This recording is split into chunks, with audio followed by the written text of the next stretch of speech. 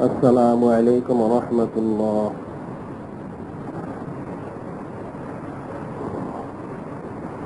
الحمد لله نحمده ونستعينه ونستغفره ونؤمن به ونتوكل عليه ونعوذ بالله من شرور أنفسنا ومن سيئات أعمالنا. من يهده الله فلا مضل له ومن يضلله فلا هادي له. ونشهد أن لا إله إلا الله وحده لا شريك له. نشهد أن سيدنا نبينا حبيبنا شفيعنا مولانا محمد صلى الله عليه وسلم. أما بعد فأعوذ بالله من الشيطان الرجيم. بسم الله الرحمن الرحيم. إن الله ملائكته يصلون على النبي يا أيها الذين آمنوا صلوا عليه وسلموا تسليما. اللهم صل على سيدنا نبينا حبيبنا شفيعنا مولانا محمد صلى الله عليه وسلم. اللهم صل على سيدنا نبينا حبيبنا شفيعنا مولانا محمد صلى الله عليه وسلم. اللهم صل على سيدنا نبينا حبيبنا شفيعنا مولانا محمد صلى الله عليه وسلم. اللهم صل على سيدنا نبينا حبيبنا شفيعنا مولانا محمد صلى الله عليه وسلم.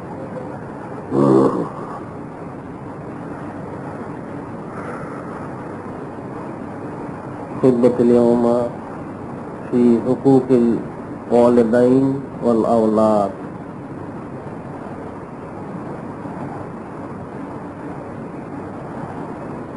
আজকের খুতবা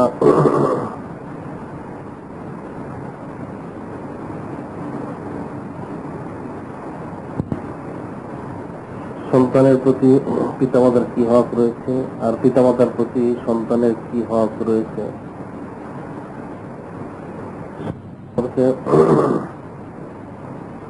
মূলত আল্লাহ পাক পিতামাতার প্রতি সন্তানকে তার কর্তব্য যথাযথ পালন করার জন্য আদেশ করেছেন। আবার পিতামাতাকে তাদের সন্তানের প্রতি যথাযথ হক আদায় করার জন্য নির্দেশ দিয়েছেন।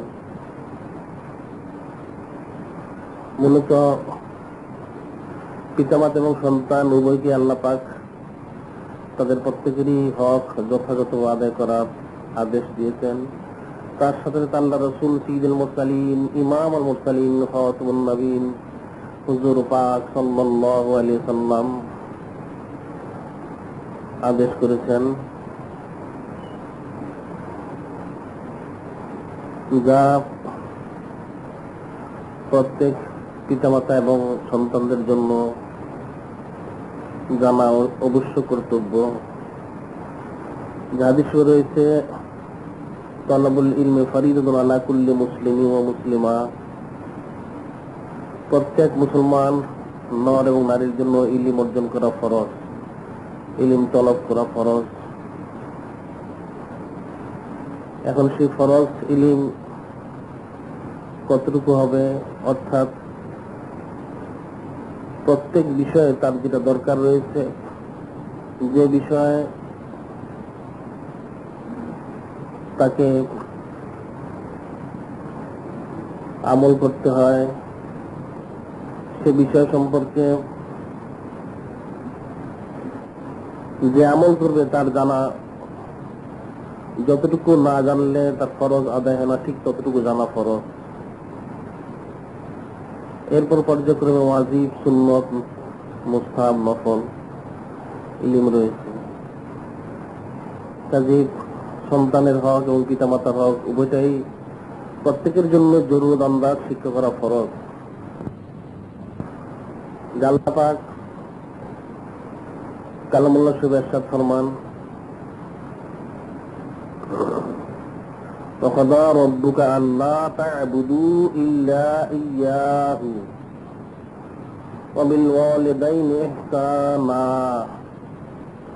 إما يبلغن عندك الكبر أحدهما أو كلاهما فلا تقل لهما أف ولا تنهرهما وقل لهما قولا كريما واخفض لهما جناح الذل من الرحمة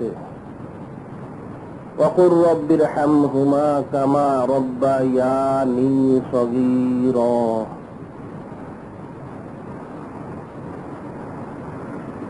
আল্লাহ পাক সূরা বনী ইসরাঈলের 23 এবং 24 আয়াত শরীফে সরাসরি নির্দেশ দিয়েছেন ওয়াকাদা রাব্বুকা আল্লা তা'বুদু ইল্লা ইয়্যাহু। আল্লাহ পাক বলেন, আল্লাহ পাক আদেশ দিচ্ছেন, নির্দেশ দিচ্ছেন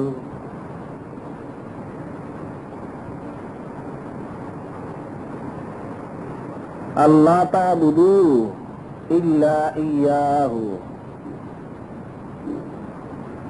যে তোমরা আল্লাহ পাক ব্যতীত আর কারো ইবাদত করবে না।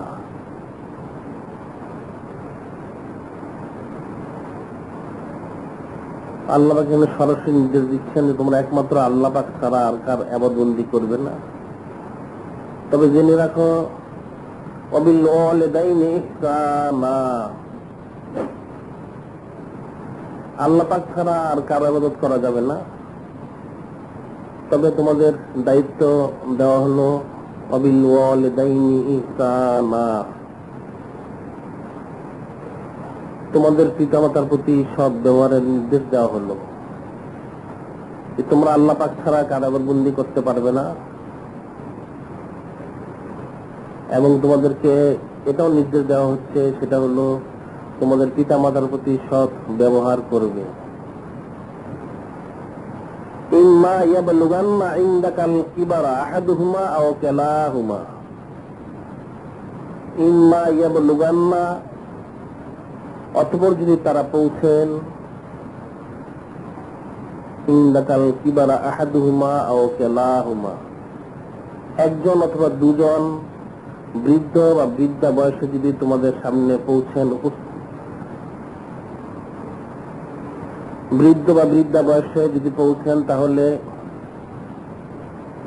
ইম্মা ইয়াবলুগান্না ইনদাকাল কিবারা আহাদুহুমা আও কিলাহুমা ফালা তাকুল লাহুমা উফ, ফালা তাকুল লাহুমা উফ, যে তাদের প্রতি কোনো কাজে তোমরা উফ বলো না, অসন্তুষ্ট হয়ে অপারগ হয়ে উফ শব্দ করো না। ওয়ালা তানহারহুমা, এবং তাদের সাথে কোনো কথা বলতে হলে দমক দিয়ে কথা বলো না। ওয়াকুল লাহুমা কাওলান কারীমা, তাদের সাথে নরম সুরে, দয়ার সহিত, ইহসানের সহিত কথা বলো, সম্মানসূচক কথাবার্তা বলো। ওয়াকফিদ লাহুমা জানাহাল যুল্লি মিনার রাহমাহ, দয়ার সহিত তোমার বিনীত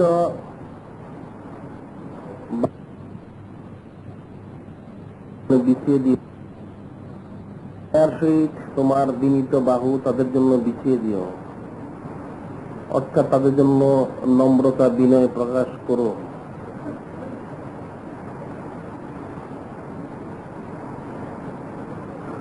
وقل رب ارحمهما كما ربياني صغيرا, এবং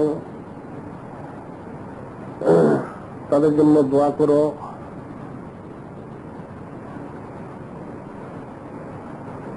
যে আল্লাহ পাক রব্বি ইরহামহুমা,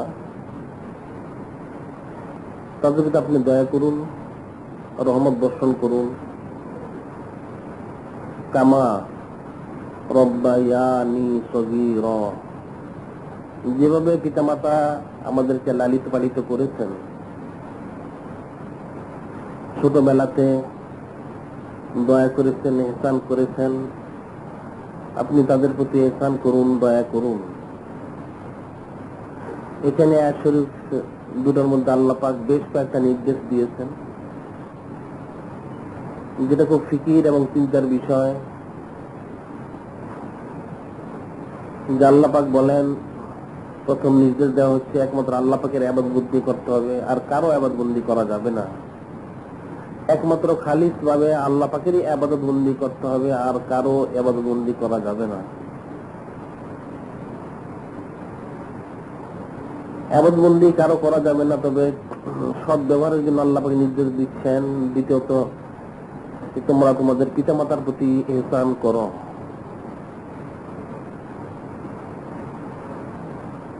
যখন তারা দুজন অথবা একজন যদি বৃদ্ধ বা বৃদ্ধা হওয়ার পূর্বে ইন্তেকাল করেন, সেটা আলাদা কথা। যদি বৃদ্ধ বা বৃদ্ধা উভয় হন তোমাদের সম্মুখে, তাদেরকে এমন কোনো কথা বলবে না যে কথা, অর্থাৎ তাদের কোনো কথার পরিপ্রেক্ষিতে উফ শব্দ তুমি করবে না। যেটা বলবে সেটা মেনে নেওয়ার চেষ্টা করবে এবং মেনে নিবে। উফ বলতে পারবে না, অর্থাৎ এমন কোন আচরণ করতে পারবে না যেটা তাদের কষ্টের কারণ হয়ে দাঁড়ায়। ওয়ালা তানহার হুমা, তাদেরকে ধমক দিও না। ধমক দিয়ে এখানে নিষেধ করে দেওয়া হচ্ছে, অর্থাৎ খুব কঠোর এবং কর্কশ স্বরে ধমক দেয়া, কথাবার্তা বলা আল্লাহ তাকে নিষেধ করে দিয়েছে।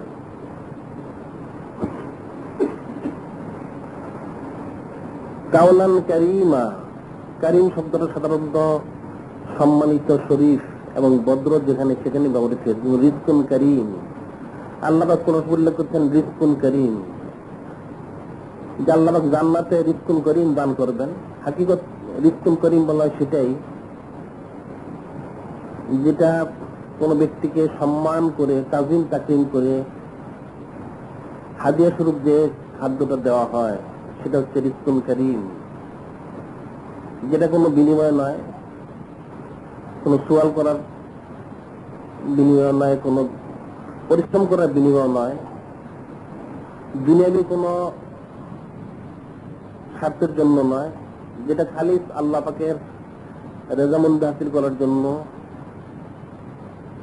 কোনো ব্যক্তিকে তাজিম তাকরিম করে, সম্মান করে, মর্যাদাবান জেনে হাদিয়া স্বরূপ যে খাদ্য দেওয়া হয়, সেটা দিনের উদ্দেশ্যে রিজকুন কারীম। আর হাকিকত রিজকুন কারীম হচ্ছে বেহেশতি খাদ্য, যেটা আল্লাহ পাক বেহেশতবাসীদের মেহমানদারি করার জন্য বেহেশত দিবেন। সেটা আল্লাহ পাক বিনিময়ে সেটা দিবেন না, কারণ বান্দা যে ইবাদত বন্দি করেছে তার বদলা সেটা সে পেতে পারে না। ইন্নাল্লাযীনা আমানু ওয়া আমিলুস সলিহাত কানাত লাহুম জান্নাতুল ফিরদাউসি নুজুলা। আল্লাহ পাক বলেন, নিশ্চয়ই ঈমান এনেছে, নেক কাজ করেছে, তাদের মেহমানদারি করা হবে জান্নাতুল ফিরদাউসে। সেই জান্নাতুল ফিরদাউসে যে খাদ্যটা দেওয়া হবে সেটা হচ্ছে রিজকুন কারীম। ঠিক আছে, আল্লাহ কাওলান কারীমা, তোমরা তোমাদের পিতামাতার সহিত এমন কথা বলো যেটা কারীম, অর্থাৎ সম্মান সূচক, ভদ্র সূচক, শরাফত সূচক, তাজিম তাকরিম সূচক, মর্যাদা সম্পন্ন। এমন কথা তোমরা তোমাদের পিতা মাতার সাথে বলবে। শুধু বলবে ততটুকুই নয়, ওয়াকফিদ লাহুমা জানাহা যুল্লি মিনার রাহমাতে।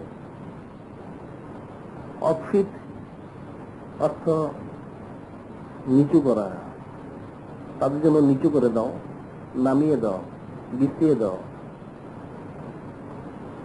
জানাহা যুল্লি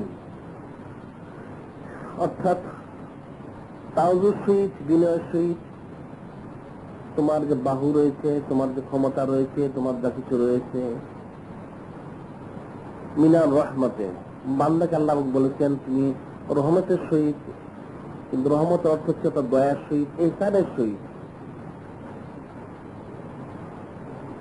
ভালাইতে, কল্যাণকে, তোমার পিতামাতার জন্য তুমি তোমার দয়ার হাতগুলো বিনয়ের সহিত বিছিয়ে দাও, অর্থাৎ তাদের আনুগত্যতা মেনে নাও,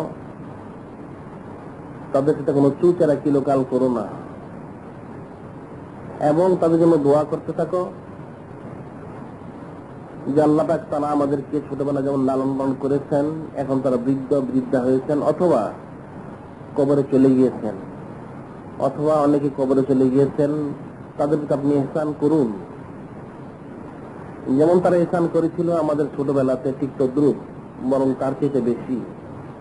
এখানে একটা ফিকিরের বিষয় হচ্ছে, সেটা হলো আল্লাহ পাক রব, যেটা আল্লাহ পাক সূরা ফাতিহার মধ্যে প্রথম বলেছেন আলহামদুলিল্লাহি রাব্বিল আলামিন।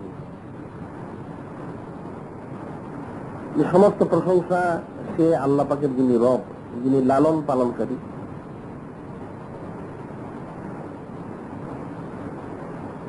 রব্বুল আলামিন, সমস্ত আলমের যিনি প্রতিপালক, লালন পালনকারী। আর এখানে আল্লাহ পাক ঠিক সেই শব্দটা ব্যবহার করছেন পিতামাতার শানে, সে হচ্ছে রব্বির হামহুমা কামা রব্বায়ানি সগীরা। হে আমাদের রব, দয়া করুন তাদের প্রতি, যেমন তারা আমাদেরকে লালন পালন করেছে ছোটবেলাতে, ঠিক তদ্রুপ। যে রবুবিয়ত যে আল্লাহ পাকের জন্য খাস, এখানে রবুবিয়ত যে শব্দটা আল্লাহ পাকের জন্য খাস, যেটা বলেছে আল্লাহ পাক হচ্ছেন রব্বুল আলামিন, সমস্ত আলমের রব হচ্ছেন আল্লাহ পাক। সেজন্য আল্লাহ পাক প্রথমে বলে দিয়েছেন একমাত্র আমার ইবাদত করবে, আর কারোর জন্য করবে না। তবে রবুবিয়তের যে গুণটা রয়েছে সেটা আল্লাহ পাকের জন্যই খাস। যেহেতু পিতামাতা তার সন্তানকে লালন পালন করে থাকে, সেটা আল্লাহ পাকের উল্লেখ করেছেন। লালন পালনের যেটা তাকাল্লাকু বিআখলাকিল্লাহ, আল্লাহ পাকের চরিত্রবান হওয়া, সেই আল্লাহ পাকের চরিত্রবান হওয়া প্রত্যেক পিতামাতা ইচ্ছা অনিচ্ছায় সেই চরিত্রে কিছুটা গুণে গুণান্বিত হয়। যেটা আল্লাহ পাক বলেছেন রব্বির হামহুমা কামা রব্বায়ানি সগীরা, কামা রব্বায়ানি সগীরা, যেমন তারা আমাদেরকে লালন পালন করেছেন ছোটবেলায়। আল্লাহ পাক তো রব, মূল খালিক, মালিক হচ্ছেন আল্লাহ পাক রব্বুল আলামিন। এরপর আল্লাহ পাক সন্তানদের জন্য তার পিতামাতাকে সেই রবুবিয়তের দায়িত্ব দিয়ে দিয়েছেন লালন পালন করার জন্য। তারা সেটা দায়িত্ব পালন করে আল্লাহ পাকের চরিত্রবান হবে। আল্লাহ পাক যেমন বান্দাদেরকে তাদের হক যথাযথ আদায় করে, ঠিক পিতামাতা সন্তানের প্রতি যে হক রয়েছে সেটা তারা যথাযথ পালন করবে এবং করেছে। সেই পালন করার জন্যই আল্লাহ পাকের দোয়া করার নির্দেশ আল্লাহ পাক দিয়েছেন। যেমন তোমাদেরকে ছোটবেলায়, অর্থাৎ আমাদেরকে ছোটবেলায় যেমন লালন পালন করা হয়েছে, আল্লাহ পাক এখন তাদেরকে আপনি লালন পালন করুন, তাদের প্রতি ইহসান করুন, যত অসুবিধা রয়েছে সব দূর করে দিয়ে তাদেরকে ইতমিনান দান করে দিন। এই আয়াত শরীফে প্রত্যেক সন্তানের জন্য আল্লাহ পাক খাস করে কয়েকটা নির্দেশ দিয়েছেন। এক নাম্বার হচ্ছে পিতামাতার কোনো কাজের মধ্যে অসন্তুষ্টি প্রকাশ করে উফ শব্দ বলা যাবে না। 2 নাম্বার হচ্ছে তাদেরকে দমক দিয়ে কর্কশ সুরে বা কঠোর ভাষায় কোনো ব্যবহার করা যাবে না। 3 নাম্বার হচ্ছে খুব নরম সুরে, সম্মানিত ভাষায়, সম্মানিত সুরে তাজিম তাকরীমের সহিত কথা বলতে হবে। 4 নাম্বার হচ্ছে সব সময় তাদের জন্য অনুগত থাকতে হবে, তাদের ভালোর জন্য কোশিশ করতে হবে। আর 5ম হচ্ছে সবসময় সন্তান যতদিন জীবিত থাকবে, ততদিন পিতামাতার জন্য সে দোয়া করবে, এটা তার দায়িত্ব করবে। কোনো মুহসিনে কেরাম, ইমাম মুস্তাহিদ, আউলিয়া কেরাম বলেছেন সন্তানের জন্য ওয়াজিব তার পিতামাতার জন্য সে দোয়া করে, যেহেতু আল্লাহ পাক সরাসরি নির্দেশ দিয়েছেন। তাই প্রত্যেক সন্তানের দায়িত্ব হচ্ছে তার পিতামাতার জন্য দোয়া করা। যদি পিতামাতা তারা চাই হায়াতে থাকুন অথবা ইন্তেকাল করুন, যে কোনো অবস্থাতে হোক না কেন, দোয়া করা তার জন্য দায়িত্ব এবং কর্তব্য। এ প্রসঙ্গে বলা হয়, এক সাহাবী জিজ্ঞাসা করলেন হযরত আন আবি হুরায়রা রাদিয়াল্লাহু তাআলা আনহু আন্না রাজুলান قال يا رسول الله صلى الله عليه وسلم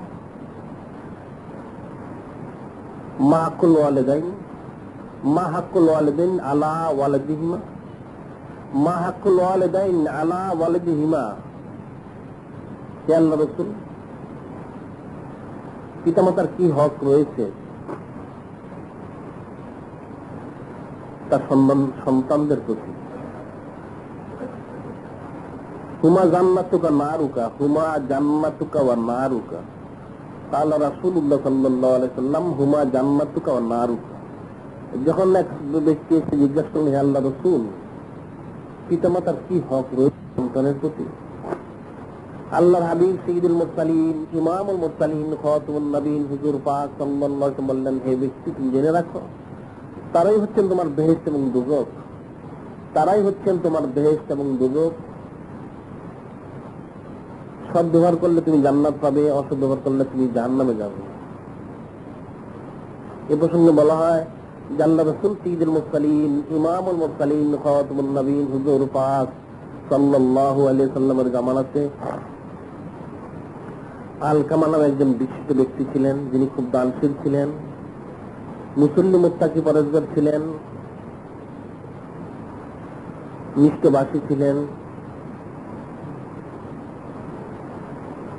তাকওয়া এবং পরেজগারি যার মধ্যে যথেষ্ট ছিল সেই হযরত আলকামা রাদিয়াল্লাহু তাআলা আনহু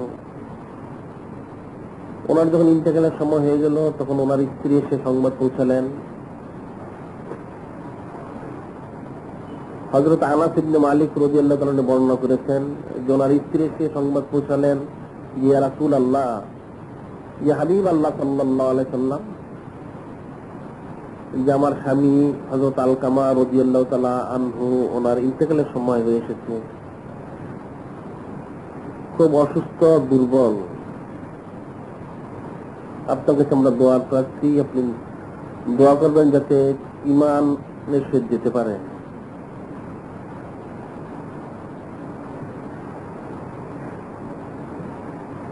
যখন আল্লাহর হাবিব সাইয়্যিদুল মুরসালিন ইমামুল মুরসালিন খাতামুন নবীন হুজুর পাক সাল্লাল্লাহু আলাইহি সাল্লাম শুনলেন শুনে হযরত আলী কাররামাল্লাহু ওয়াজহু রাদিয়াল্লাহু তাআলা আনহু হযরত বিলাল রাদিয়াল্লাহু তাআলা আনহু হযরত সালমান ফারিসি রাদিয়াল্লাহু তাআলা আনহু এবং হযরত আম্মার রাদিয়াল্লাহু তাআলা আনহুকে পাঠালেন যা তোমরা দেখে এসো তার অবস্থা মনে খুব কঠিন এবং গুরুতর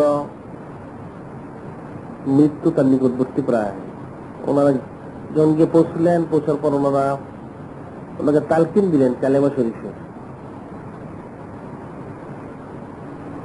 কিন্তু উনি কোনো মতেই সে কালেমা শরীফ উচ্চারণ করতে পারতেছিলেন না যখন অনেকক্ষণ তালকিন দেওয়ার পরও সে অবস্থা কাটতেছিল না তখন হযরত বিলাল রাদিয়াল্লাহু তাআলা আনহুকে ওনারা পরামর্শ করে পাঠালেন আল্লাহর হাবিব সাইয়্যিদুল মুরসালিন ইমামুল মুরসালিন খাতামুন নবীন হুজুর পাক সাল্লাল্লাহু আলাইহি ওয়াসাল্লামের কাছে যে হে বিলাল রাদিয়াল্লাহু তাআলা আপনি গিয়ে সংবাদ পৌঁছান যে ওনার ইন্তেকালের সময় হয়ে এসেছে যার লক্ষণ দেখা যাচ্ছে কিন্তু উনি তো কালেমা শরীফ পাঠ করতে পারতেছেন না তার কি কারণ যখন সংবাদ পৌঁছানো হলো আল্লাহর হাবিব সাইয়্যিদুল মুরসালিন ইমামুল মুরসালিন খাতামুন নবীন হুজুর পাক সাল্লাল্লাহু আলাইহি ওয়াসাল্লামের কাছে তখন আল্লাহর হাবিব সাইয়্যিদুল মুরসালিন ইমামুল মুরসালিন খাতামুন নবীন হুজুর পাক সাল্লাল্লাহু আলাইহি ওয়াসাল্লাম বললেন যে তার পিতামাতা কি জীবিত রয়েছেন সংবাদ পৌঁছানো হলো ইয়া রাসূলুল্লাহ ইয়া হাবিবাল্লাহ সাল্লাল্লাহু আলাইহি ওয়াসাল্লাম পিতা উনি ইন্তেকাল করেছেন ওনার মাতা জীবিত আছেন খুব জয়ীফা উনি আল্লাহর হাবিব সাইয়্যিদুল মুরসালিন ইমামুল মুরসালিন খাতামুন নবীন হুজুর পাক সাল্লাল্লাহু আলাইহি ওয়াসাল্লাম বললেন এক কাজ করো তার মাতাকে সংবাদ দাও আমার সাথে দেখা করার জন্য আসতে না পারে তাহলে আমি যাবো সেখানে হযরত আলকামা রাদিয়াল্লাহু তাআলা আনহুর মা উনি সাক্ষাৎ করলেন এসে আল্লাহ রাসূল সাইয়্যিদুল মুরসালিন ইমামুল মুরসালিন খাতামুন নবীন হুজুর পাক সাল্লাল্লাহু আলাইহি ওয়াসাল্লামের সাথে যখন সাক্ষাৎ করলেন আল্লাহর হাবিব সাইয়্যিদুল মুরসালিন ইমামুল মুরসালিন খাতামুন নবীন হুজুর পাক সাল্লাল্লাহু আলাইহি ওয়াসাল্লাম বললেন হে আলকামার মাতা তোমার সন্তান কেমন তার স্বভাব চরিত্র তার খাসলত কেমন? উনি বললেন খুব ভালো, খুব দানশীল, নামাজি, মুসল্লি, মুত্তাকি, পরেজগার, তাকওয়ার মধ্যে কোনো ত্রুটি তার নেই। তখন উনি বললেন, তুমি কি তোমার সন্তানের প্রতি অসন্তুষ্ট? তখন হযরত আলকামা রাদিয়াল্লাহু তাআলা আনহুর মা বললেন যে হ্যাঁ, একটা বিশেষ কারণে আমি অসন্তুষ্ট রয়েছি।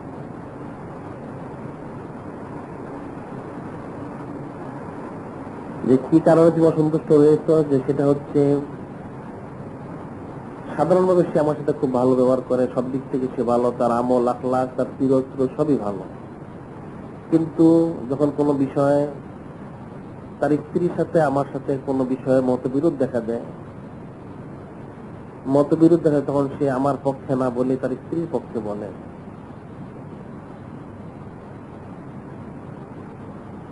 যখন কোনো বিষয়ে ইখতিলাফ দেখা দেয়, মতবিরোধ দেখা দেয় পরস্পরের মধ্যে, আমার মধ্যে তার স্ত্রীর মধ্যে, সে তখন আমার পক্ষ অবলম্বন না করে তার স্ত্রীর পক্ষ অবলম্বন করে, যার কারণে সেটা আমার অন্তরের কষ্টের কারণ হয়ে দাঁড়িয়েছে।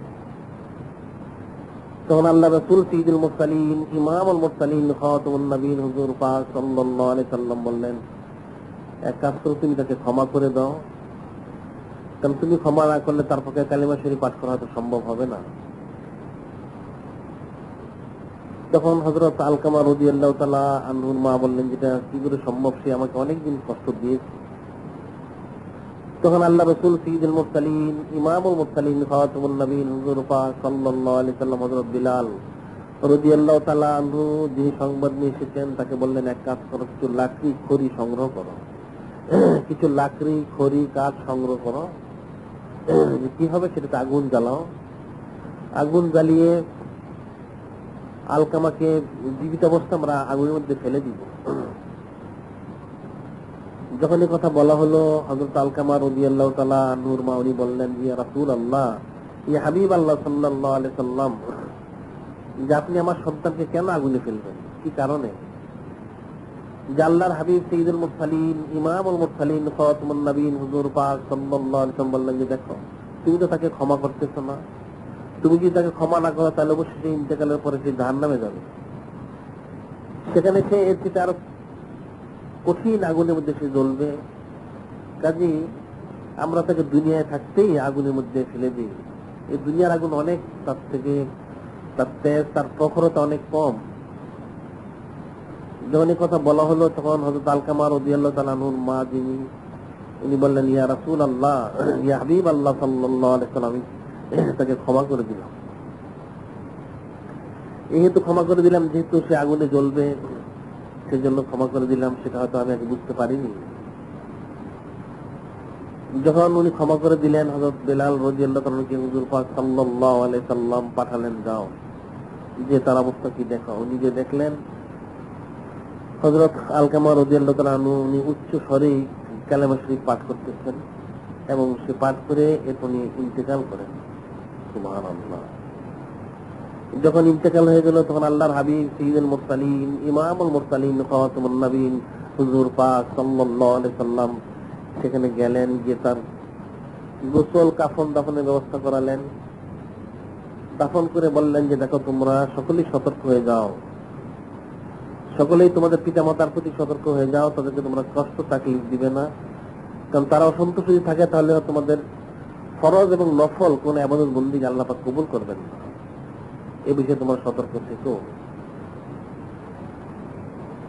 অবশ্যই হাদিসের ব্যাখ্যায় হযরত ইমাম নববী রাহমাতুল্লাহ আলাইহি আলোচনা করেছেন যে সাধারণত স্ত্রীর সাথে শাশুড়ির সাথে ঝগড়া হতে পারে, মতবিরোধ হতে, ইখতিলাফ হতে পারে। তো অবশ্যই যদি কখনো চুতারা কেউ, অর্থাৎ কোনো বিষয়ে ইখতিলাফ হয়, তাহলে যেন স্ত্রী চুপ করে থাকে, কোনো কথা না বলে, বিরোধিতা বাপ পোষণ যেন সে না করে, সে চুপ করে থাকুক। এরপর শরীয়ত সম্মত যে ফয়সালা, স্বামীর মাধ্যমে সেটা করানো হবে। আর যদি এমন হয়ে থাকে কোন অবস্থাতেই স্বামীর যে মাতা যদি কোনো কথাই না শোনে, তাহলে স্বামীর জন্য দায়িত্ব হবে, যদি তার স্ত্রী শরীয়ত সম্মত কোনো ত্রুটি না থেকে থাকে, তাকে সরিয়ে দূরে কোথাও রাখা, যাতে কোনো অবস্থাতেই তার মার সাথে কোনো অসৎ আচরণ যেন না করতে পারে। অর্থাৎ কোন অবস্থাতেই পিতামাতার সাথে অসৎ ব্যবহার করা যাবে না, ইচ্ছাই হোক অনিচ্ছাই হোক।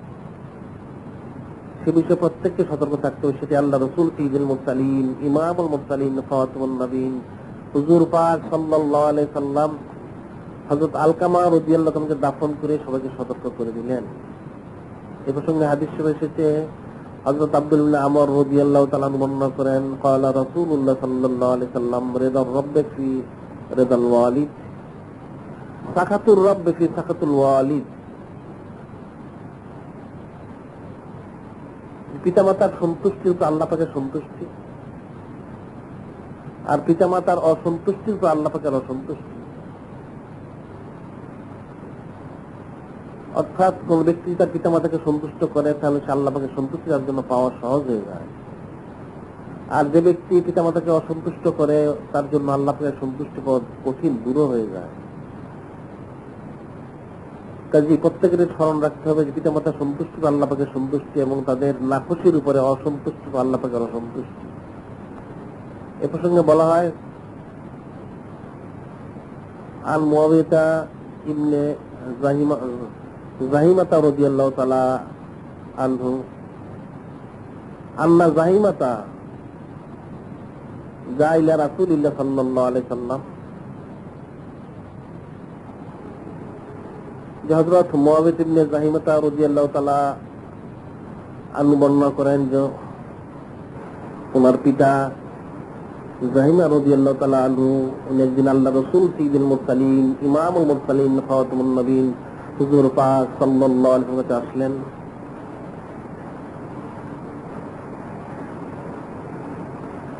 এসে বললেন, ইয়া রাসূলুল্লাহ সাল্লাল্লাহু আলাইহি সাল্লাম, আরাদতু আন আযওয়া ওয়া ক্বাদ জিতু আস্তাশীরুকা।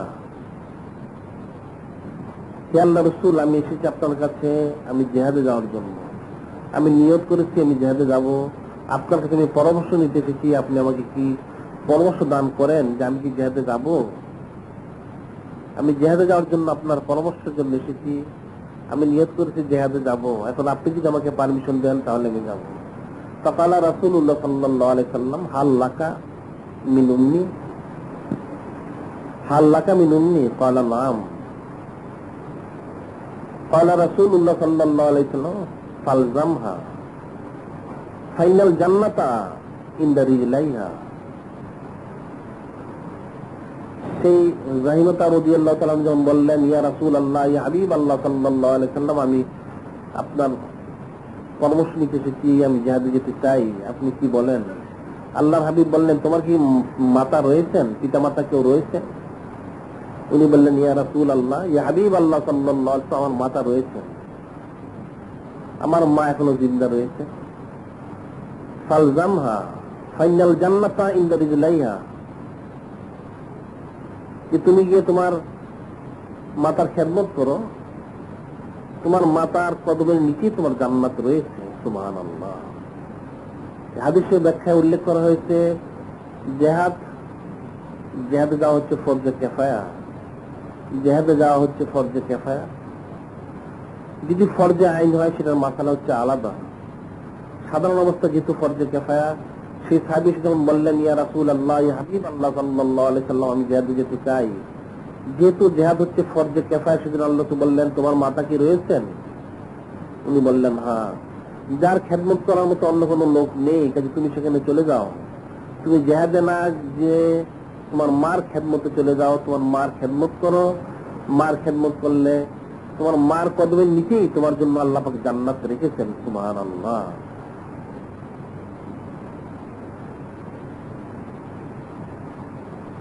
এবং সে আয়াতের ব্যাখ্যা উল্লেখ করা হয়েছে, শুধু জিহাদই নয়, জিহাদ এবং এই জাতীয় যা রয়েছে, যেমন ইলম অর্জন করা ফরজ, ফরজে আইন, যতটুকু ইলম অর্জন করা ফরজ সেই পরিমাণ ফরজে আইন সেটার জন্য সে বের হতে পারবে। কিন্তু যখন ফরজ পরিমাণে ইলম তার হয়ে যাবে, তার পিতা মাতা কেউ থাকবে, যাদের খেদমত করার মতো কোনো লোক থাকবে না, তখন তার জন্য ফরজের অতিরিক্ত ইলম অর্জন করার জন্য তার বাড়ি থেকে বের হওয়া নিষেধ। যতক্ষণ পর্যন্ত তার পিতা মাতা তাকে পারমিশন না দিবে, ইজাজত না দিবে, হুকুম না দিবে তার জন্য, সে সে জেহাদ যুদ্ধ হোক না কেন, ইলম অর্জন হোক, বনবন্য কাজ হোক, সেটা তার পিতামাতা তাকে হুকুম না দেওয়া পর্যন্ত তার জন্য যাওয়া নিষেধ। যদি সে ব্যতীত তার পিতামাতার খেদমত করার মতো আর কোনো লোক, আর অন্য কোনো লোক না থাকে, যদি কেউ থাকে তাহলে তাদেরকে সে দায়িত্ব বুঝিয়ে দিয়ে তার পক্ষে যাওয়া সম্ভব হয়, অন্যথা সে তার জন্য নাজায়েজ এবং হারামের অন্তর্ভুক্ত, যেটা ইমাম মুজতাহিদ আউলিয়া কেরাম যেটা ফতোয়া দিয়েছে। এরপর আল্লাহ পাক কোন সময় উল্লেখ করেন,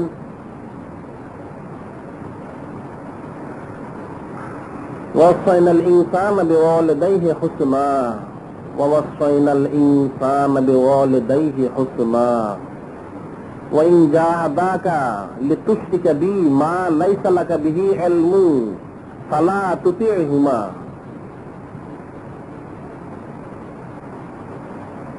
ইলাইয়া মারজিউকুম ফাউনাব্বিউকুম বিমা কুনতুম তা'মালুন ওয়াল্লাযীনা আমানু ওয়া আমিলুস সলিহাতি লানুদখিলান্নাহুম ফিস সলিহিন। আল্লাহ পাক বলেন সূরা আনকাবুতের মধ্যে, ওয়া ওয়াসাইনাল ইনসানা বিওয়ালিদাইহি হুসনা,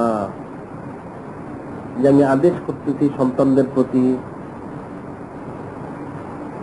তারা যেন তাদের পিতামাতার সহিত সৎ ব্যবহার করে, উত্তম ব্যবহার করে।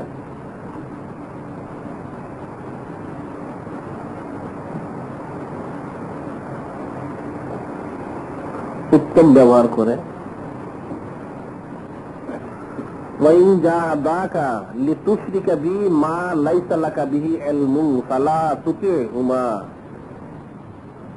যে তাদের দায়িত্ব হচ্ছে, সন্তানদের দায়িত্ব হচ্ছে পিতামাতার সহিত সৎ ব্যবহার করবে। তবে যদি পিতামাতা কাউকে, কোন সন্তানকে শরীয়তের খেলাফ কোন আদেশ নিষেধ করে, কুফরি শিরকি করতে বলে, শরীয়তের খেলাফ কোন কাজ করতে আদেশ দেয়,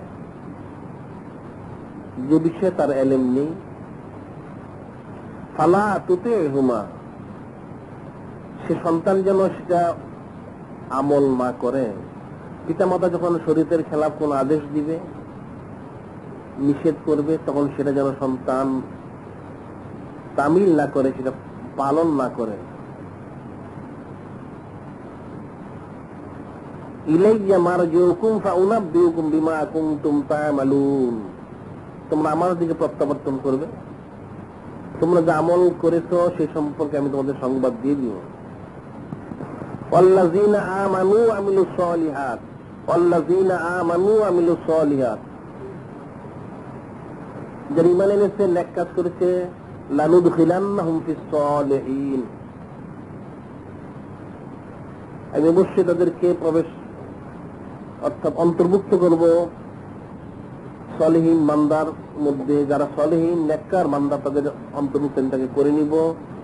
যে সন্তান ঈমান এনে নেক কাজ করবে, অর্থাৎ এখানে নেক কাজ অর্থাৎ পিতামাতার সহিত যে সদ্ব্যবহার করে ঈমানের সহিত, যে সন্তান ঈমানের সহিত পিতামাতার সহিত সদ্ব্যবহার করবে, লানুদখিলান্নাহুম ফিস সলিহিন, আল্লাহ পাক তাকিদ দিয়ে বলেছেন অবশ্যই অবশ্যই আমি সেই সন্তানকে, আমি আমার সলিহীন যারা নেককার পরেজগার যারা বান্দা রয়েছে তাদের অন্তর্ভুক্ত আমি তাকে করে দিব। সুবহানাল্লাহ।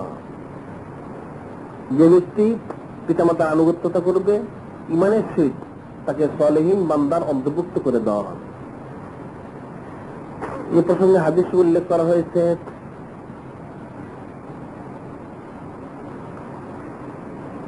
আল্লাহর রাসূল সাইয়্যিদুল মুরসালিন, ইমামুল মুরসালিন, খাতামুন নবীন হুজুর পাক সাল্লাল্লাহু আলাইহি ওয়াসাল্লামকে জিজ্ঞাসা করা হয়েছিল, আন আব্দুল্লাহ মাসউদ রাদিয়াল্লাহু তাআলা আনহু قال سألت رسول الله صلى الله عليه وسلم يا رسول الله صلى الله عليه وسلم أي العمل أحب إلى الله أي العمل أحب إلى الله, হে আল্লাহর রাসূল, কোন আমলটা আল্লাহ পাকের কাছে বেশি প্রিয়?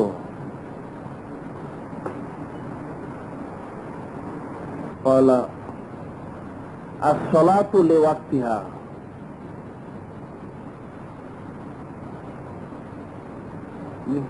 নামাজটা তার সময় মতো আদায় করা, নামাজটা সময় মতো আদায় করা।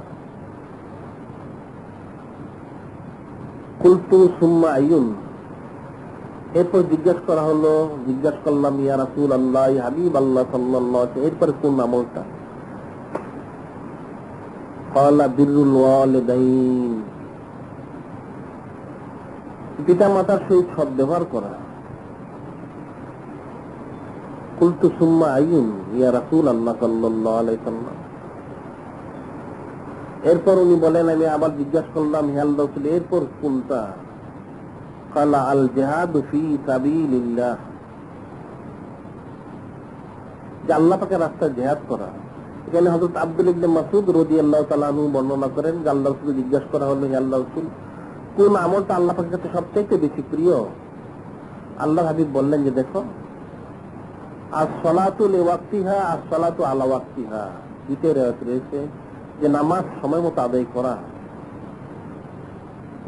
এটা হচ্ছে প্রথম আল্লাহ পাকের সবচেয়ে পছন্দনীয়। দ্বিতীয় হচ্ছে বিররুল ওয়ালিদাইন, পিতা মাতার প্রতি সৎ ব্যবহার করা। তৃতীয় হচ্ছে আল জিহাদু ফি সাবিলিল্লাহ, যে আল্লাহর রাস্তায় জিহাদ করা। যে আল্লাহর হাবিব সাইয়্যিদুল মুরসালিন, ইমামুল মুরসালিন, খাতামুন নবীন হুজুর পাক সাল্লাল্লাহু আলাইহি সাল্লাম এখানে বলে দিলেন যে দেখো, যথাসময় নামাজ আদায় করবে, এরপর তোমাদের পিতামাতার হক আদায় করবে। পিতামাতার হক আদায় করে যদি তোমাদের সময় থাকে, অথবা সে হক আদায় করার মতো কোনো লোক থাকে, তাহলে তার জন্য জিহাদে যাওয়া বা ফরজে কিফায়া কাজ করা তার জন্য জায়েজ রয়েছে। অন্যথা তার জন্য ফরজে কিফায়া কাজ করা জায়েজ নেই।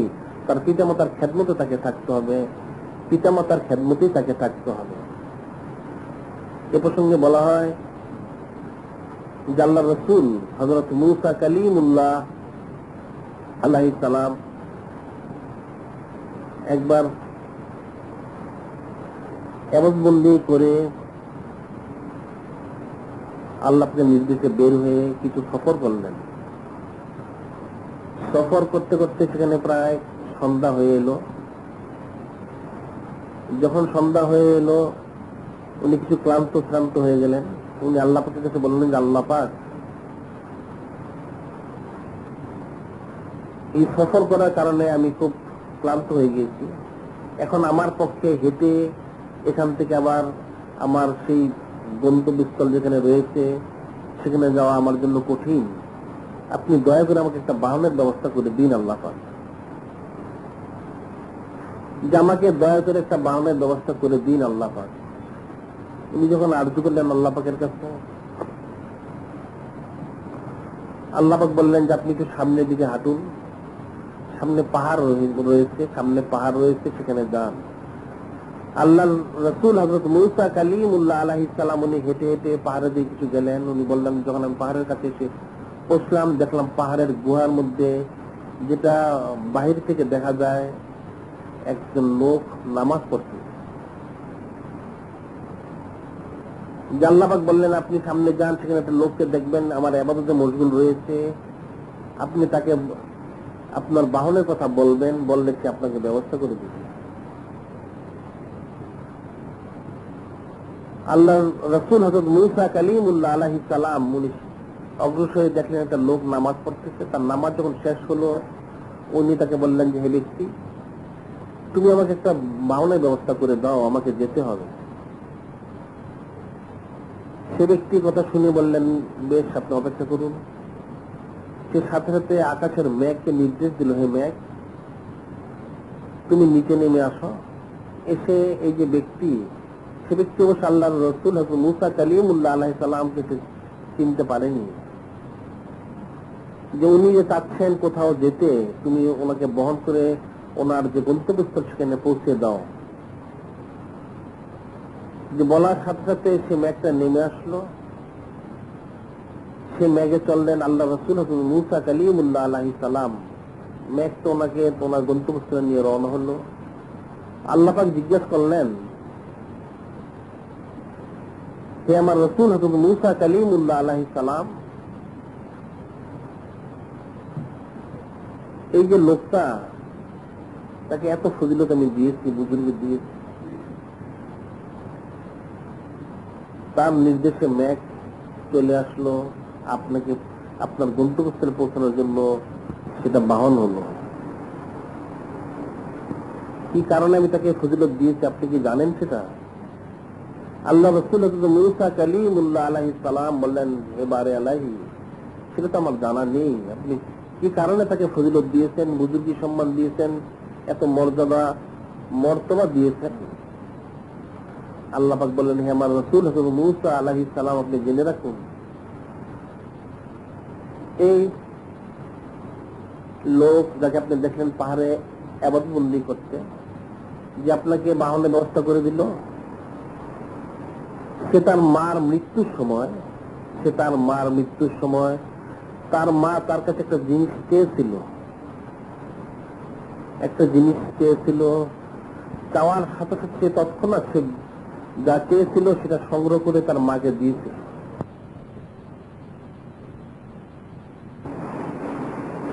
তার মা যা তার কাছে চেয়েছিল সেটা চাওয়ার সাথে সাথে সে সেটা সংগ্রহ করে তার মার কাছে দিয়েছিল।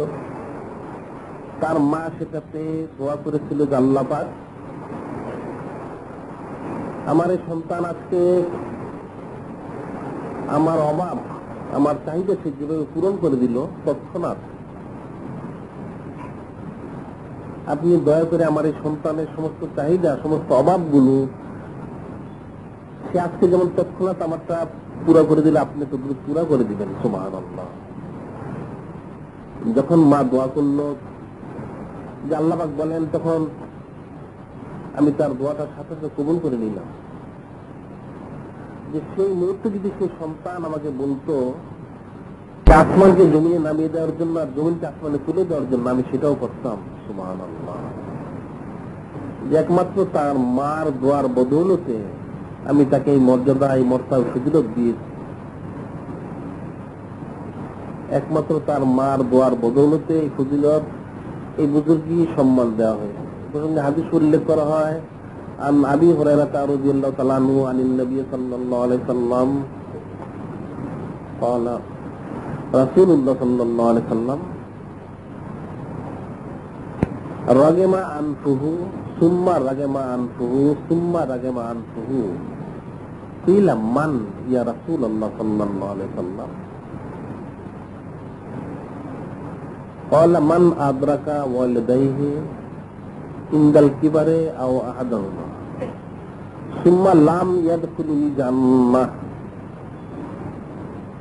আবু হুরায়রা রাদিয়াল্লাহু তাআলা আনহু বর্ণনা করেন, আল্লাহর রাসূল সাইয়্যিদুল মুরসালিন, ইমামুল মুরসালিন, খাতামুন নবীন হুজুর পাক সাল্লাল্লাহু আলাইহি সাল্লাম বলেন, ওই ব্যক্তির নাক ধুলায় দূষিত হোক, একবার, দুবার, তিনবার বললেন, অর্থাৎ সে লাঞ্ছিত হোক, সে পদদলিত হোক, সে অপমানিত হোক, সে লাঞ্ছিত, পদদলিত, অপমানিত হোক, লাঞ্ছনা গঞ্চনার চরম পর্যায়ে সে পৌঁছুক,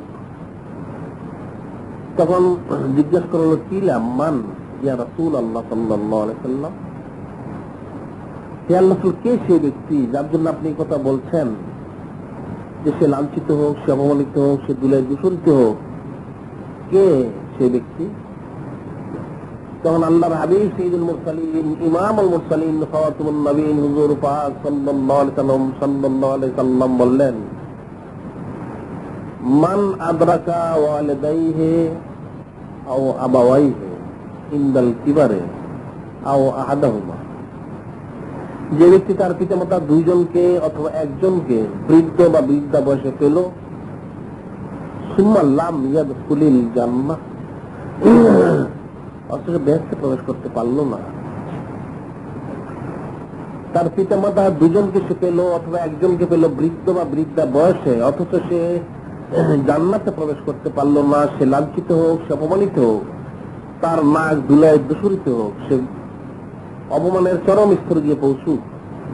আল্লাহ রাসূল একই একটা বদদোয়া করেছে, অর্থাৎ যে ব্যক্তি তার পিতামাতা একজন অথবা দুজন পেল, তাদের সে হক আদায় করলো না, অর্থাৎ তাদের সাথে অসৎ ব্যবহার করলো, অসৎ আচরণ করলো, খাওয়া পড়া দিল না। অনেক স্থানে দেখা যায় সন্তান তার বাপ্পাকে খাওয়া দেয় না, পড়া দেয় না, এবং তাদের যে হক রয়েছে সেটা আদায় করে না।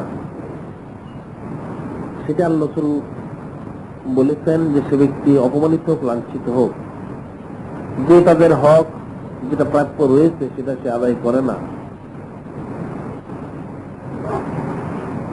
একজন অথবা দুজনকে সে যদি পায় তাহলে, অথবা যদি পিতামাতা কাউকে সে না পেল, তার যখন সে উপযুক্ত হলো তখন যদি তারা এর মধ্যে ইন্তেকাল করে থাকেন তাহলে তার দায়িত্ব হবে তারা ইন্তেকাল করার পর তাদের জন্য তার দোয়া করা, তাদের জন্য তার দোয়া করা তার দায়িত্ব হবে, তাহলে সেটাই তার হক আদায় হবে।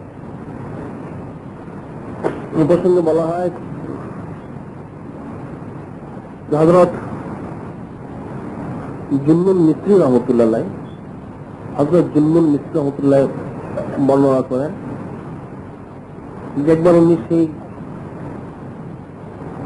মিশরের নীল নদে নৌকা দিয়ে যাচ্ছিলেন, নৌকাটা ছিল বেশ বড়, তার সাথে অর্থাৎ ওনার সাথে অনেক লোক ছিল।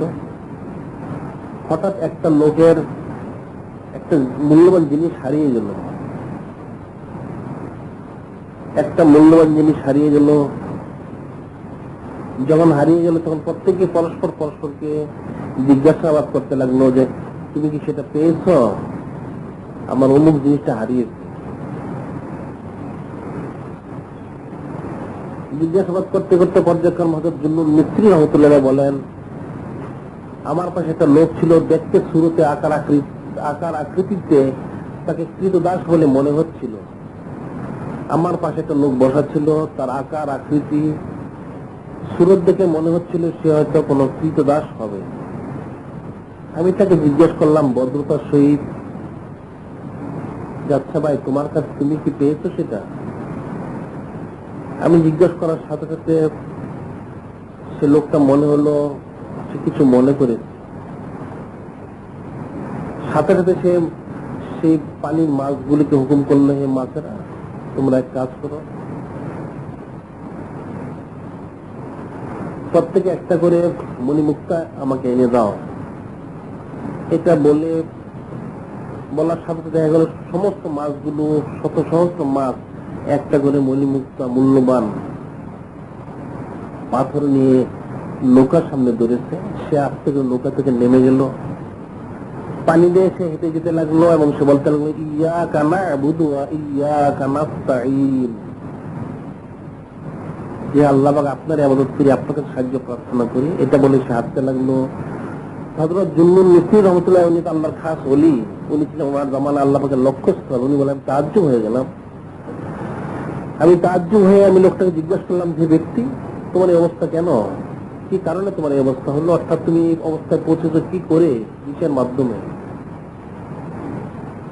সে বলল, আল্লাহ পাকের ইবাদত এবং আমার পিতা মাতার খেদমতের মাধ্যমে। সুবহানাল্লাহ, যে আল্লাহ পাকের ইবাদত এবং আমার মাতা এবং পিতার খেদমতের মাধ্যমে আমি এই স্তরে পৌঁছেছি। এই লোকটার কথা বলে সে ইয়্যাকা না'বুদু ওয়া ইয়্যাকা নাস্তাঈন এই আয়াত তেলাওয়াত করে সে লোকটা অদৃশ্য গায়েব হয়ে গেল। সুবহানাল্লাহ, যে মূলত আল্লাহ পাক পিতামাতার দোয়ার বদৌলতে সন্তানদেরকে অনেক নিয়ামত দিয়ে থাকেন, যেটা বেমিসাল, যেটা সাধারণভাবে সন্তানদের জন্য সংগ্রহ করা, সেটা হাসিল করা খুব কঠিন এবং দুরূহ ব্যাপার।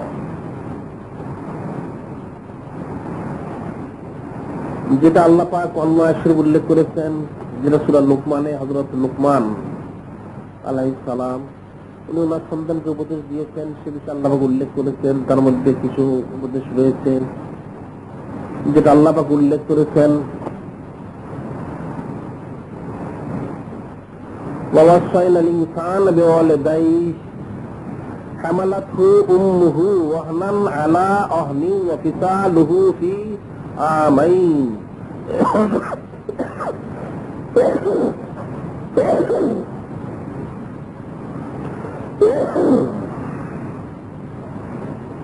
أَنِ اشْكُرْ لِي وَلِوَالِدَيْكَ إِلَيَّ الْمَصِيرُ وَإِنْ جَاهَدَاكَ عَلَى أَنْ تُشْرِكَ بِي مَا لَيْسَ لَكَ بِهِ عِلْمٌ فَلَا تُطِعْهُمَا وَصَاحِبْهُمَا فِي الدُّنْيَا مَعْرُوفًا وَاتَّبِعْ سَبِيلَ مَنْ أَنَابَ إِلَيَّ সুম্মা ইলাইয়া মারজিউকুম ফাউনাব্বিউকুম বিমা কুনতুম তা'মালুন।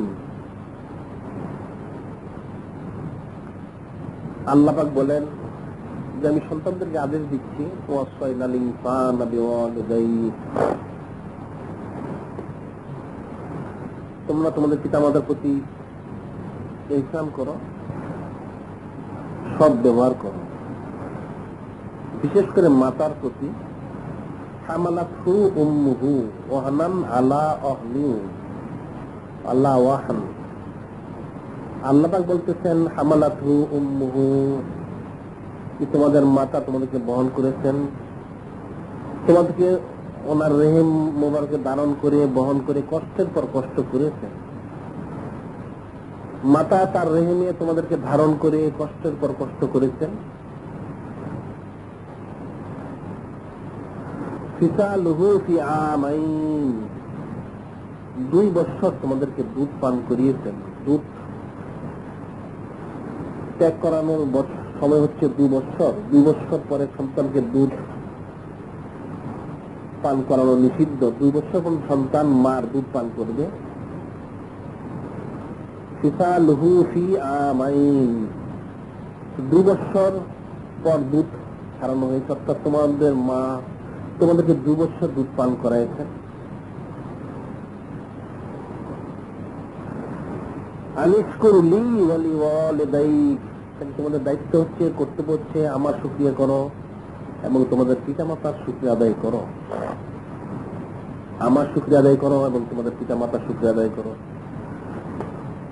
কারণ মা তার সন্তানকে 6 মাস থেকে 2 বছর পেটে ধারণ করে থাকেন, যেটা আমরা দেখি আল্লাহর রাসূল হযরত ঈসা কালিমুল্লাহ, ঈসা রূহুল্লাহ আলাইহিস সালাম এবং ইয়াহইয়া আলাইহিস সালাম, ওনারা মার রেহেমে ছিলেন 6 মাস। ইমাম হাসান এবং হুসাইন রাদিয়াল্লাহু তাআলা আনহুমা, ওনারা ছিলেন ওদের মার রেহেম মুবারকে 6 মাস করে। আর ইমাম শাফিঈ রাহমাতুল্লাহ আলাইহি, ওনার মার রেহেম মুবারকে ছিলেন উনি 2 বছর।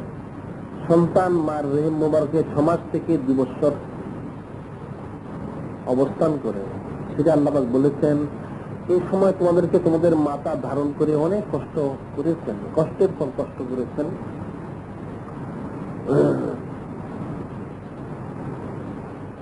এবং 2 বছর দুধ পান করাইছেন তোমাদেরকে, 2 বছর দুধ পান করাইছেন। কাজেই আমার শুকরিয়া আদায় করো এবং তোমাদের পিতামাতার শুকরিয়া আদায় করো। আয়াত শরীফ সম্পর্কে বলা হয় আল্লাহর ওলি সুলতানুল আরফিন হযরত বাইজ বুস্তামি রহমতুল্লাহ আলাইহি, হযরত বাইজ বুস্তামি রহমতুল্লাহ আলাইহি, যিনি আল্লাহ পাকের খাস ওলি ছিলেন, যিনি সুলতানুল আরফিন ছিলেন, উনি যখন মাদ্রাসায় পড়তে গেলেন, পড়া অবস্থায় উস্তাদ যখন ওনাকে সেই নজরানা কোরআন শরীফ পড়াচ্ছিলেন, পড়তে পড়তে এই আয়াত যখন এসে পৌঁছলো, আনিশকুর লি ওয়া লিওয়ালিদাইক, তোমরা শুকরিয়া আদায় করো আমার এবং তোমাদের পিতামাতা। তখন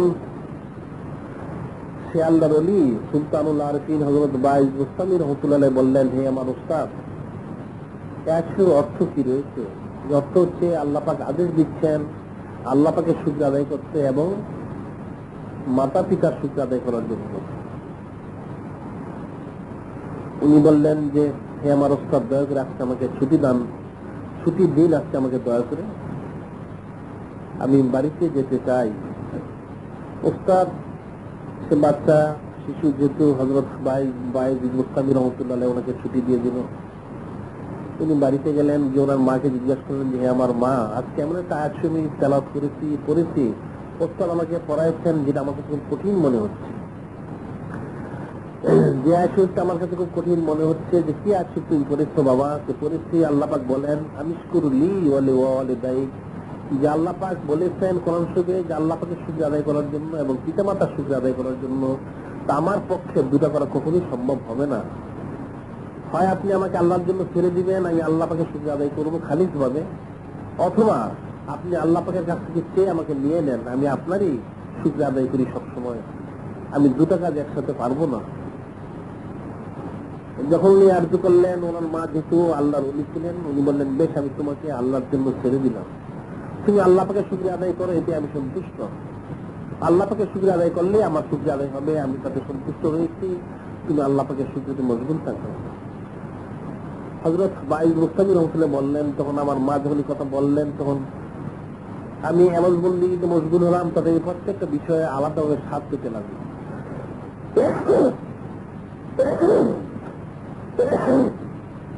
প্রত্যেকটা বিষয়ে আলাদা স্বাদ পেতে লাগলাম এবং শেষ পর্যন্ত নিয়ে আল্লাহর ওলি সুলতানুল আরফিন হলেন।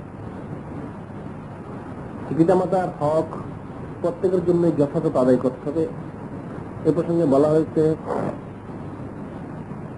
হযরত আবু হুরায়রা রাদিয়াল্লাহু তাআলা বর্ণনা করেন, যা রাজুলুন ইলান নবী সাল্লাল্লাহু আলাইহি ওয়াসাল্লাম ফাকালা রাজুলুন ইয়া রাসূলাল্লাহ সাল্লাল্লাহু আলাইহি ওয়াসাল্লাম মান হাক্কুন নাস বিহুসনি সাহাবাতি মান হাক্কুন নাস বিহুসনি সাহাবাতি ফাকালা রাসূলুল্লাহ সাল্লাল্লাহু আলাইহি ওয়াসাল্লাম উম্মুকা সুম্মা মান উম্মুকা সুম্মা মান উম্মুকা সুম্মা মান আবুকা।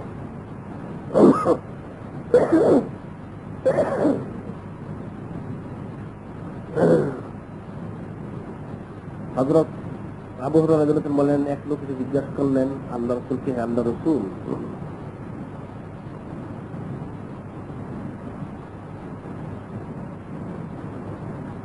উত্তম ব্যবহার পাওয়ার অধিকারী কে? সবচাইতে মানুষের মধ্যে সবচাইতে উত্তম ব্যবহার পাওয়ার অধিকারী কে?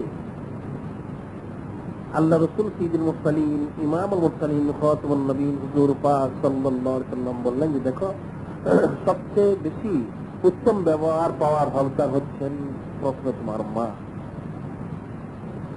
উনি বললেন, আবার সে লোক জিজ্ঞাসা করলো, সুম্মা মান ইয়া রাসূলুল্লাহ সাল্লাল্লাহু আলাইহি ওয়াসাল্লাম, এরপর কে আল্লাহ রাসূল?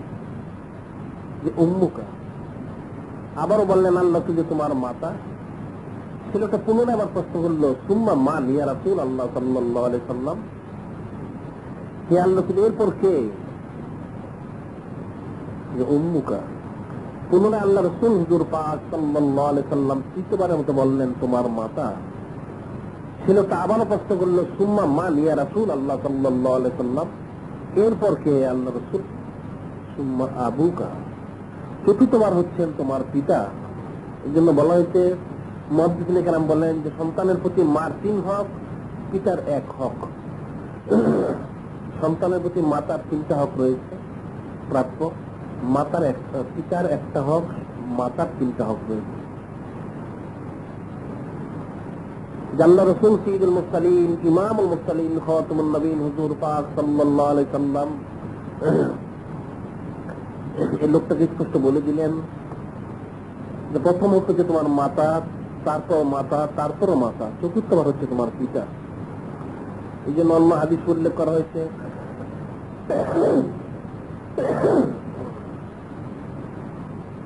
তাআতুল্লাহি তাআতুল ওয়ালিদ, মাসিয়াতুল্লাহি মাসিয়াতুল ওয়ালিদ। অর্থাৎ পিতা মাতার আনুগত্য হচ্ছে আল্লাহ পাকের আনুগত্যতা, আর পিতা মাতার বিরোধ হচ্ছে আল্লাহ পাকের বিরোধিতা করা। স্বামী যে ব্যক্তি তার পিতা মাতার আনুগত্যতা প্রকাশ করলো, সেজন্য আল্লাহ পাকের আনুগত্যতা প্রকাশ করলো। আর যে ব্যক্তি তার পিতা মাতার সহিত নাফরমানি করলো, সেজন্য আল্লাহ পাকের সহিত নাফরমানি করলো। যে তার পিতা মাতার সহিত যতটুকু সদ্ব্যবহার করবে, আল্লাহ পাক ঠিক তাকে ততটুকু বদলা দান করবেন, ঠিক ততটুকু। এই প্রসঙ্গে বলা হয়, এক বুজুর্গ ব্যক্তি ওনার কিতাব উল্লেখ করেছেন, এক এলাকায় একজন লোক ছিল, সে লোকের 3 জন সন্তান ছিল, 3 জন ছেলে ছিল। তার মাতা ইন্তেকাল করেছে আগেই, শুধু পিতা ছিল।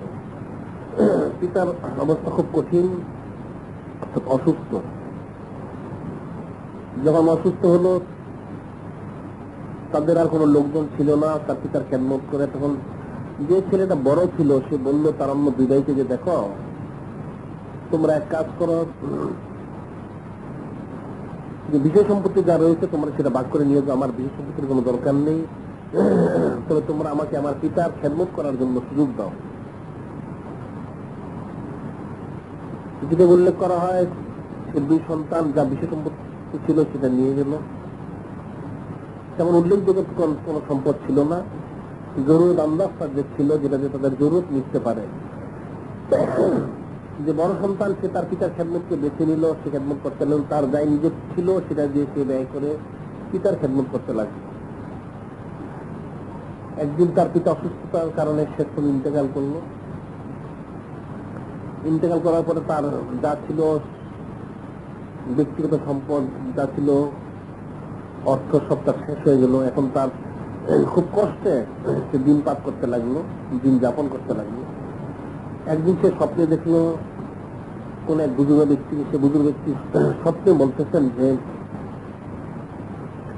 সন্তান তুমি এক কাজ করো, অমুক স্থানে যাও, সেখানে গিয়ে দেখবে 100 দিনার রয়েছে, 100 স্বর্ণ মুদ্রা, তুমি সেটা নিয়ে এসো, তোমার কাজে লাগবে।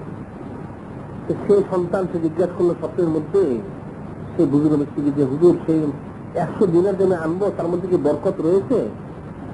তিনি বললেন না, তার মধ্যে কোনো বরকত নেই। যখন সে বুজুর্গ ব্যক্তি বললেন যে না, এর মধ্যে কোনো বরকত নেই, তখন সেটা শুনে সে সন্তান বলল তাহলে সেটা আমার দরকার নেই। আবার পরের দিন সে স্বপ্ন দেখলো সেই বুজুর্গ ব্যক্তিকে, উনি আবার বলতেছেন যে তুমি অমুক স্থানে যাও, সেখানে 10টা স্বর্ণ মুদ্রা রয়েছে, দিনার রয়েছে, সেটা নিয়ে এসো, তোমার কাজে লাগবে। সে আবার পুনরায় জিজ্ঞাসা করলো যে হে বুজুর্গ ব্যক্তি, সেই 10 দিনারের মধ্যে কি কোনো বরকত রয়েছে? উনি বললেন যে না, তার মধ্যে কোনো বরকত নেই। তখন সে ছেড়ে বললো যে না, সেটা আমার দরকার নেই। তৃতীয় দিনে সে আবার একই স্বপ্ন দেখলো সে আল্লাহর ওলিকে। উনি বলতেছেন যে তুমি অমুক স্থানে যাও, সেখানে মাত্র একটা দিনার রয়েছে, একটা স্বর্ণ মুদ্রা, সেটা নিয়ে এসো, তোমার কাজে লাগবে। সে তখন আবার জিজ্ঞেস করলো যে হে বুজুর্গ ব্যক্তি, সেটাতে কি বরকত রয়েছে? সে আল্লাহর ওলি বললেন যে হ্যাঁ, এর মধ্যে বরকত রয়েছে, তুমি সেটা তোমার কাজে ব্যবহার করতে পারো।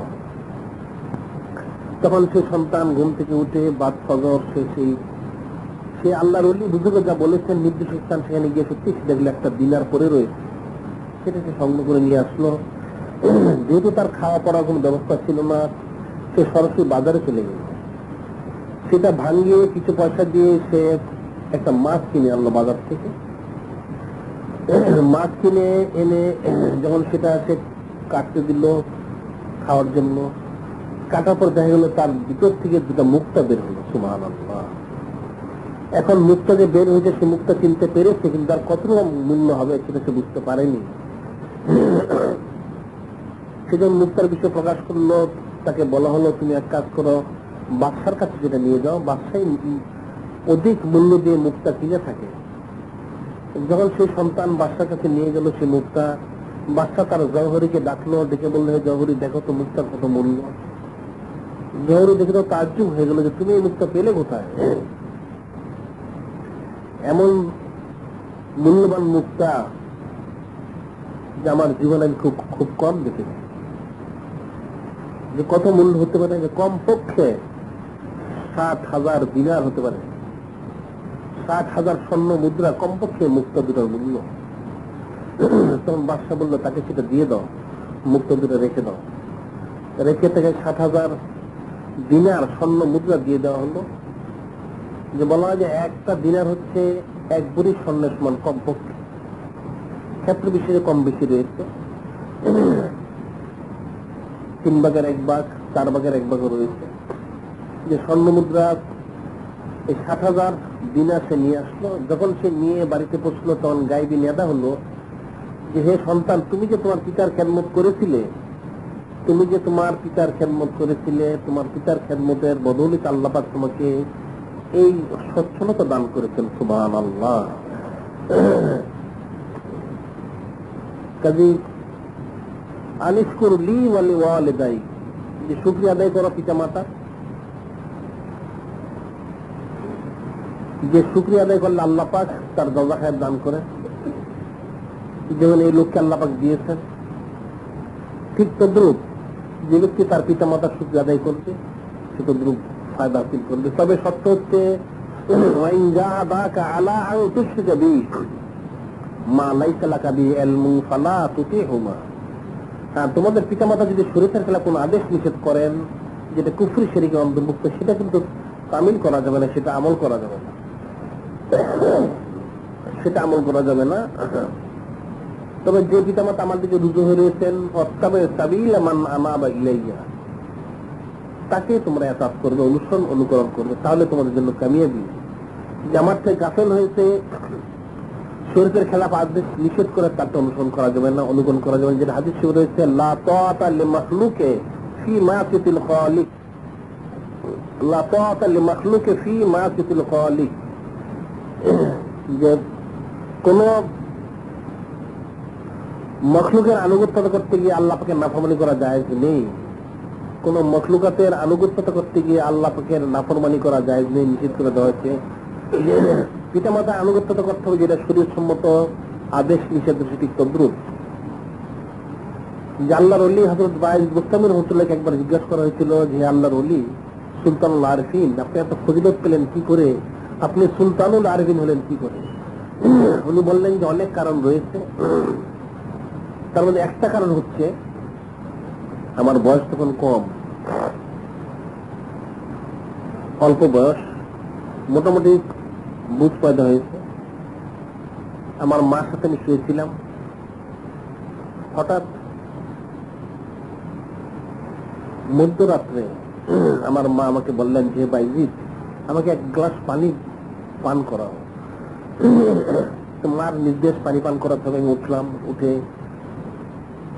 যে পাত্রে আমাদের পানি রাখতাম সেখানে পানি নেই, কলসিতে গেলাম সেখানে পানি নেই, কোথাও পানি নেই। পানি আনবো কোত্থেকে? রাত্র গভীর, খুব ঠান্ডা, বরফ পড়ছে বাইরে। উনি চিন্তা করলেন মা যেহেতু চেয়েছেন সেহেতু আমাকে এনে দিতে হবে। তিনি বাইরে বের হলেন, নদীর পাড়ে গেলেন, সেখানে গিয়ে দেখেন পানিগুলি বরফ হয়ে রয়েছে,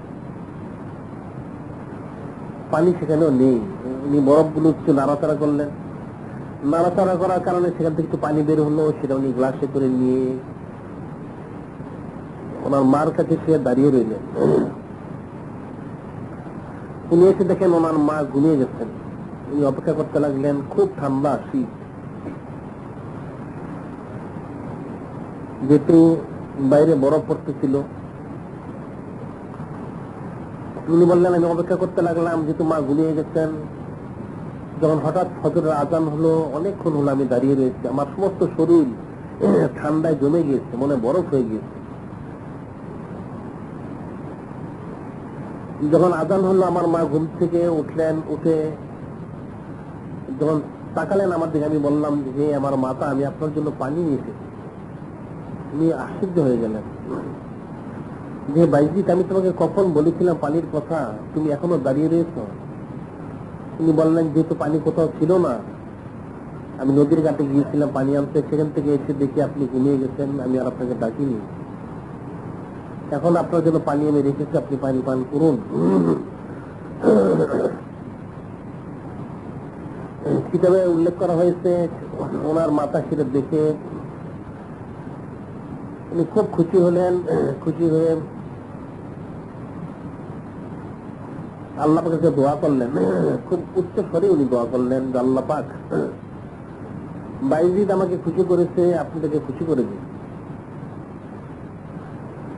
কিতাবে উল্লেখ করা উনি যখন পানির পাত্রকে ওনার মার কাছে দিচ্ছিলেন, এত ঠান্ডা ছিল, ওনার হাতের চামড়া, হাতের কিছুটা চামড়া ঠান্ডার কারণে উঠে সেই পাত্রের মধ্যে লেগে গিয়েছিল।